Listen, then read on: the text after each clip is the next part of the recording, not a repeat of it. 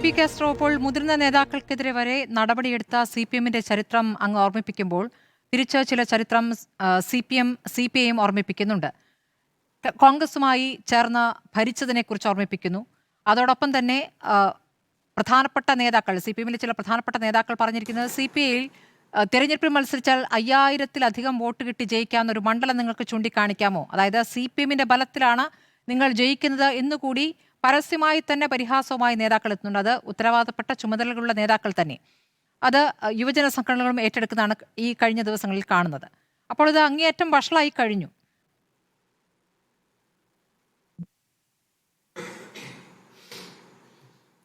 അങ്ങനെ നമ്മുടെ ഈ സഹപാനലിസ്റ്റുകളൊക്കെ CPI-യുടെ രാഷ്ട്രീയ പക്വതയും നിലപാടിനെ അംഗീകരിക്കുന്ന നിലപാടാണ് പുറത്തെടുത്തതെങ്കിലും, നമ്മളിവിടെ എടുത്തതെങ്കിലും, പുറത്ത് പല രൂപത്തിലുള്ള ചർച്ചകളും സോഷ്യൽ മീഡിയയിലൊക്കെ നടക്കുന്നുണ്ടെന്നുള്ളത് ശരിയാണ്.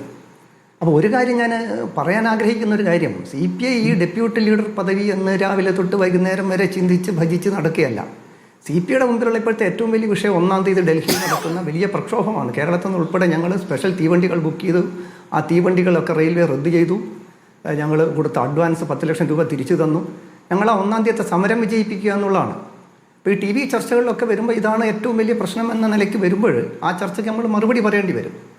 ഈ CPI വളരെ ചെറിയ പാർട്ടിയാണെന്നുള്ളത് ചരിത്രപരമായിട്ട് ശരിയല്ലാത്തൊരു കാര്യമാണ്. അത് നമ്മുടെ ആളുകൾക്ക് അറിഞ്ഞുകൂടെ. ചിലർ കേരളത്തിൻ്റെ ഇട്ടാവട്ടങ്ങളിൽ അവരുടെ പഞ്ചായത്ത് മുനിസിപ്പാലിറ്റി മാത്രം എടുത്ത് കണക്കാണ് ഈ 5000-ൻ്റെ ഒക്കെ കണക്ക്. 964 പാർട്ടി വളർന്നതിന് ശേഷം ആദ്യം നടക്കുന്ന ലോക്സഭാ തെരഞ്ഞെടുപ്പ് 1967-ലാണ്.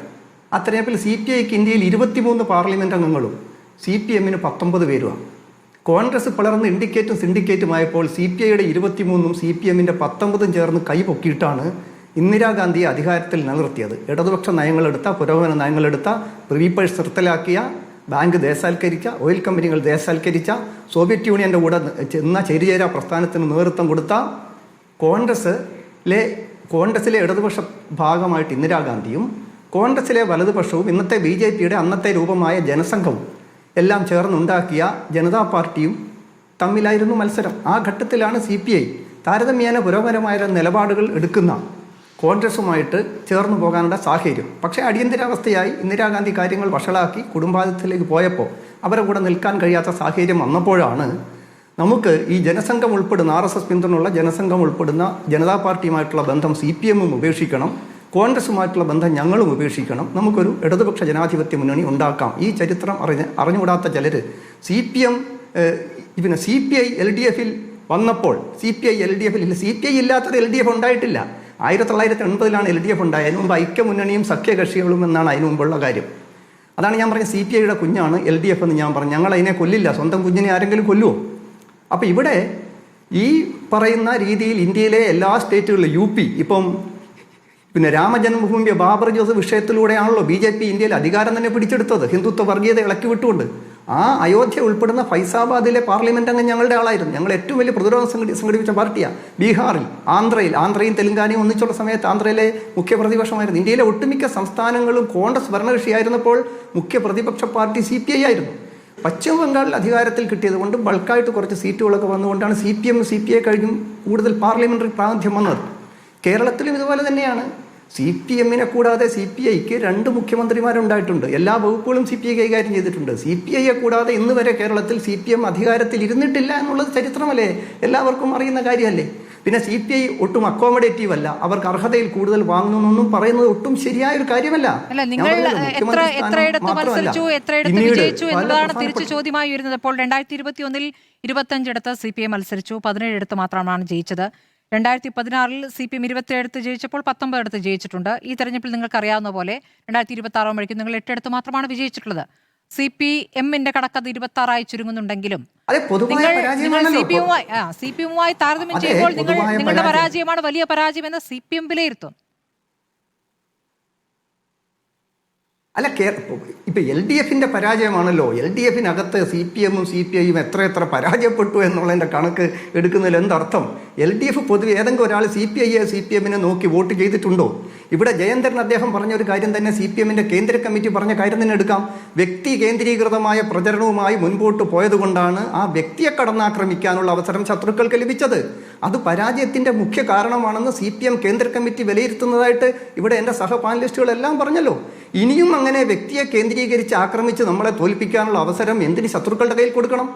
അതുകൊണ്ട് തന്നെ വ്യക്തി കേന്ദ്രീകൃതം അല്ലാത്ത, അമിത കേന്ദ്രീകരണം ഇല്ലാത്ത, കുറച്ചുകൂടി തുറന്ന, ഇൻക്ലൂസീവായ, ജനാധിപത്യപരമായ ഒരു ഉള്ളടക്കത്തോട് പോയാൽ നമ്മുടെ ശത്രുക്കളെ ദുർബലമാക്കാൻ കഴിയും. ശരി, അങ്ങനെയെങ്കിൽ അങ്ങ് ഇപ്പോൾ ആവർത്തിച്ച് പറഞ്ഞ തുടക്കത്തിൽ പറഞ്ഞ ഒരു കാര്യം, ഉപനേതൃ പദവി വളരെ നന്ദിയുണ്ട്, സഹ പാനലിസ്റ്റുകളെല്ലാം അംഗീകരിച്ചു.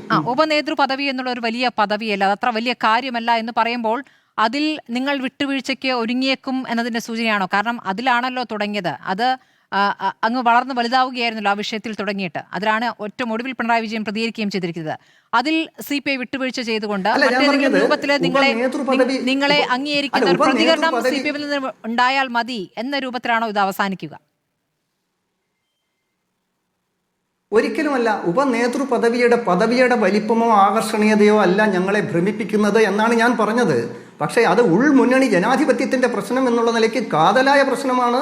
അതിൽ ഒരു വിട്ടുവീഴ്ചയ്ക്കും CPI ഒരുക്കമല്ല എന്ന് മാത്രമല്ല, LDFിൻ്റെ മുൻകാല ചരിത്രമനുസരിച്ച് CPI ശരിയായ നിലപാടുകൾ എടുത്ത ഘട്ടങ്ങളിലെല്ലാം അല്പം താമസിച്ചാണെങ്കിലും LDFിന് അത് എല്ലാവർക്കും മനസ്സിലായിട്ടുണ്ട്. LDF അംഗീകരിച്ചിട്ടില്ലേ? PM3 വിഷയം നിങ്ങൾ എത്ര ദിവസം ചർച്ച ചെയ്തതാ? CPI അകത്തേക്കോ പുറത്തേക്കോ, പുറത്തേക്കോ അകത്തേക്കോ? എന്നിട്ട് ഇപ്പം എന്താ? CPI അകത്ത് തന്നെ ഉണ്ട്. PM3യിൽ ഞങ്ങൾ പറഞ്ഞത് അംഗീകരിച്ചു. ഇന്ന് പിണറായി വിജയന് തന്നെ തലയുയർത്തി അസംബ്ലിയിലും പുറത്തും PM3 എതിർക്കാൻ ഇന്ന് VD സതീശൻ സർക്കാർ സംഘപരിവാറിന്റെ നയങ്ങൾക്ക് വഴങ്ങി ഷംസുദ്ദീൻ മന്ത്രി കൂടെ നടപ്പിലാക്കുമ്പോൾ LDFിന് അന്തസ്സായിട്ട് ചെറുക്കാനുള്ള അവസരം ഞങ്ങളല്ലേ ഉണ്ടാക്കി കൊടുത്തത്. ആ പുണ്യപ്രവൃത്തി ചെയ്ത ഞങ്ങളെ അഭിനന്ദിക്കുകയല്ലേ എല്ലാവരും വേണ്ടത്? പുരോഗമനകാരികളും ഇടതുപക്ഷ ബഹുജനങ്ങളും എല്ലാം ഞങ്ങളെ അഭിനന്ദിക്കുന്നുണ്ട്. ഞങ്ങളുടെ നിലപാട് എല്ലാവർക്കും മനസ്സിലായിട്ടുണ്ട്. പണ്ട് DICK ഉണ്ടാക്കി മുരളീധരൻ വന്നല്ലോ.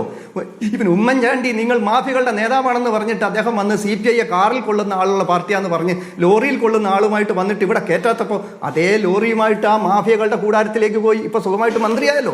CPI അന്ന് വെളിയം ഭാർഗവനല്ലേ പറഞ്ഞു ഇവിടെ കയറില്ല, തൊട്ടാൽ കുളിക്കേണ്ടവരാണ്, ഇവരെ കയറ്റത്തില്ലെന്ന് പറഞ്ഞില്ലേ, കയറ്റിയോ? അപ്പൊ CPI പറയുന്ന കാര്യങ്ങൾ എന്നും LDFിന് ബോധ്യമായിട്ടുണ്ട്. അത് ഞങ്ങൾ വലിയ മിടുക്കവനായതുകൊണ്ടല്ല, ഞങ്ങൾ പറയുന്നത് ശരിയാണ്. ശരിയായെന്ന് കുറച്ച് കഴിഞ്ഞാലും അത് ബോധ്യപ്പെടും.